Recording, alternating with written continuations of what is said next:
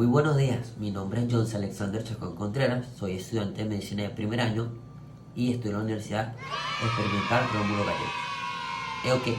Hoy le vamos a hablar sobre los pasos para realizar una investigación científica, ¿sí? Pero primero hay que definir ciertos aspectos para poder tener un buen trabajo. Primero que todo, es la portada. La portada es la primera página de un trabajo que incluye información básica como el autor, el título, la institución y fecha de entrega. También viene algo que se llama la introducción, que es la sección inicial de un trabajo que presenta el problema, los objetivos, las preguntas, la justificación del estudio, y la introducción también proporciona un contexto y establece la relevancia del tema, además de motivar el interés del lector en los resultados y las conclusiones del trabajo. Es como un abreboca hacia el tema que vamos a realizar. Para después de realizar los primeros dos pasos, que sería la portada y la introducción, debemos tener en cuenta algo que se llama el problema, que va a ser el tema que vamos a tratar, ¿sí? ¿El problema qué son? Bueno, el problema son hechos y circunstancias, o más bien proposiciones o temas que tienen que ver con ellos. Y en segundo lugar, que requieren de una aclaratoria o solución para poder lograr un fin último. Para poder lograr un fin último, es decir, en términos abstractos, un problema es una pregunta necesitada de una respuesta, ¿sí? Ok, ya tenemos el problema, pero ¿qué viene del problema? El planteamiento del problema. Ok, ¿qué es el planteamiento del problema? Es la parte de una tesis, trabajo o proyecto de investigación en la cual se expone el asunto o cuestión que se tiene como objetivo de aclarar. Ok, en la metodología científica el planteamiento del problema es la base de todo estudio o proyecto de investigación que define su estructura y la idea central de la investigación. Pero ¿cómo sabemos que estamos ante un problema apto para un trabajo de investigación? Pues principalmente cuando encontramos que no existe respuesta del corpus de investigaciones científicas para explicar ese hecho o fenómeno específico. Para la formulación del problema debemos de ir de lo general a lo particular, pues se parte de un interrogante que engloba un problema que luego irá siendo abordado por partes. En términos metodológicos, el planteamiento del problema suele ser también el primer capítulo de una tesis. Pretende responder la pregunta fundamental de qué es investigar, de modo que el planteamiento del problema es el que determina, orienta y justifica el desarrollo del proceso de una investigación. Ahora, después del planteamiento viene la elaboración del planteamiento del problema. Todo lo que les estoy definiendo son partes fundamentales hacia una investigación científica correcta y bien definida. La elaboración del planteamiento del problema es escribir el planteamiento que requiere el problema, ¿sí? Que sería varias fases, por ejemplo, la identificación, la contextualización, la delimitación, la justificación y la formulación. Ok, primero identificación del problema. Implica el descubrimiento del tema o cuestión que se pretende abordar, así como sus posibles orígenes o factores que indiquen su existencia. El problema puede ser de naturaleza práctica o teórica. Ok, ahora, ¿qué es la contextualización del problema? Es la revisión de los antecedentes del tema, es decir, de los estudios previos que otros autores o investigadores hayan realizado sobre este problema que se está abordando. Esto permite conocer el nivel de conocimiento e información actualizada que existe sobre el tema de estudio. Después viene algo que se llama la justificación del problema, que consiste en la evaluación de la pertinencia del problema identificado, porque se dice por qué se eligió este tema, por qué el investigador lo considera importante, cuáles son las razones detrás de esta elección, considerando que una investigación es una inversión de tiempo y recursos. Lo esperado es que el estudio del problema abordado sea relevante en el ámbito en el que se está expuesta la investigación. Ahora viene la formulación del problema. Es la descripción del problema a investigar. Se puede redactar de manera interrogativa o expositiva, es decir, un argumento del problema que se está abordando, ¿sí?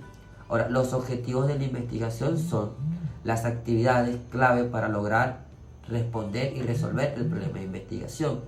Estos objetivos son muy importantes porque en ellos se busca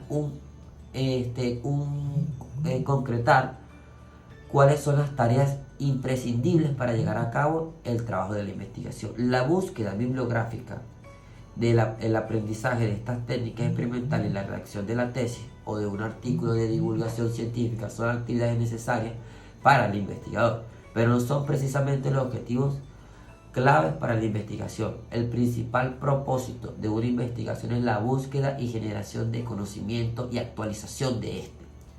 Esta necesidad conlleva al planteamiento del problema, por ende los objetivos deben ajustarse al mismo, porque existen objetivos generales que son el que debe englobar el propósito final de la investigación. Este objetivo general debe englobar el propósito final de la investigación, que es responder la pregunta que generó la misma. En este sentido, solo debe haber un objetivo general. Después vienen los objetivos específicos, que indican las etapas que se deben cubrir para alcanzar el objetivo general. Por lo tanto, deben seguir una secuencia y ser de nivel inferior al objetivo general. Deben ser formulados tanto objetivos específicos como específicos para que sean necesarios para alcanzar el objetivo general. Responder la pregunta que generó la misma. En este sentido, solo debe haber un objetivo general. Los objetivos específicos indican las etapas que se deben cubrir para alcanzar el objetivo general. Por lo tanto, deben seguir la secuencia de ser de nivel inferior al objetivo general. Se deben formular tanto objetivos específicos como sean necesarios para alcanzar el objetivo general. Los alcances y limitaciones de una investigación son un aspecto que vamos a detallar ahora o a explicar, porque se necesitan para entender lo que es un objetivo general como un objetivo específico. Ok, los alcances y limitaciones de una investigación se redactan en la justificación del proyecto, es decir, de la explicación contextual de su importancia en base a cuáles son las expectativas que el proyecto espera satisfacer y cuáles no. Así pues, se trata de la acotación del proyecto, de la limitación de su interés, que ya ningún proyecto puede abarcarlo, todo en su área, debido a que de igual manera debe identificar qué son los alcances y limitaciones de esta investigación, aquellos elementos que indican con precisión que se pueden esperar o cuáles aspectos alcanzaremos en la investigación. Las limitaciones indican qué aspectos quedan fuera de esta cobertura. Esto se refiere a establecer límites y entender las limitaciones de esta investigación. Los antecedentes de la investigación es la información que identifica y describe la historia, así como también la naturaleza de este problema que se está investigando, referente a la literatura ya existente. Idealmente, los antecedentes de la investigación deberían indicar la raíz del problema que se está estudiando. Los antecedentes de la investigación, también llamados estado de la cuestión, son el conjunto de estudios previos que han realizado sobre el tema que se está haciendo como investigadores. Estos pueden ser antecedentes teóricos o antecedentes de campo realizados a nivel nacional, regional o internacional, dependiente del tema. Las bases legales. Las bases legales para una investigación científica se centran en proteger los derechos y la privacidad de los sujetos de la investigación. Para poder garantizar que la investigación se realice de manera ética y responsable, se debe realizar una base teórica para una investigación. Para una investigación viene siendo un conjunto de conceptos teóricos y de conocimientos que sirven de fundamento y orientación para el estudio y la realización de una investigación. Esta se utiliza para definir el problema de investigación, de hipótesis, las variables a estudio y a los métodos de recolección de datos y el análisis de sus resultados.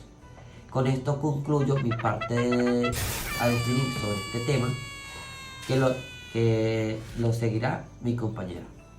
Claro, con gusto puedo ayudarte a comprender cada uno de estos puntos. Capítulo 3. Marco metodológico. En este apartado se describe el conjunto de métodos, técnicas y procedimientos que se utilizarán para llevar a cabo la investigación.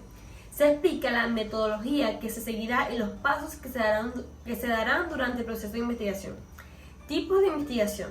Se refiere al enfoque que se utilizará para resolver el problema planteado. Es importante definir si se trata de una investigación cuantitativa, cualitativa o mixta. Delimitación del ámbito de la investigación. Se establecen los límites y alcances de la investigación, es decir, se define el objeto de estudio y se especifican las características que se tomarán en cuenta para analizar el problema. Población y muestra. Se describe la población o universo que se estudiará, así como el tamaño de la muestra que se utilizará para obtener los datos Es importante justificar la elección de la muestra y explicar cómo se llevará a cabo el proceso de selección. Validez y confiabilidad del instrumento. Se explican las técnicas que se utilizarán para garantizar la validez y confiabilidad del instrumento de recolección de datos. Es decir, se busca asegurar que los datos que se obtengan sean precisos y confiables. Instrumentos y técnicas de recolección de información. Se describen los instrumentos que se utilizarán para recolectar los datos, así como las técnicas que se emplearán para obtenerlos. Se explica cómo se aplicarán los instrumentos y cómo se registrarán los datos. Técnica de análisis de datos. Se describen las técnicas estadísticas o cualitativas que se utilizarán para analizar los datos obtenidos, así como los criterios que se emplearán para interpretación de los resultados. Capítulo 4. Descripción de los resultados.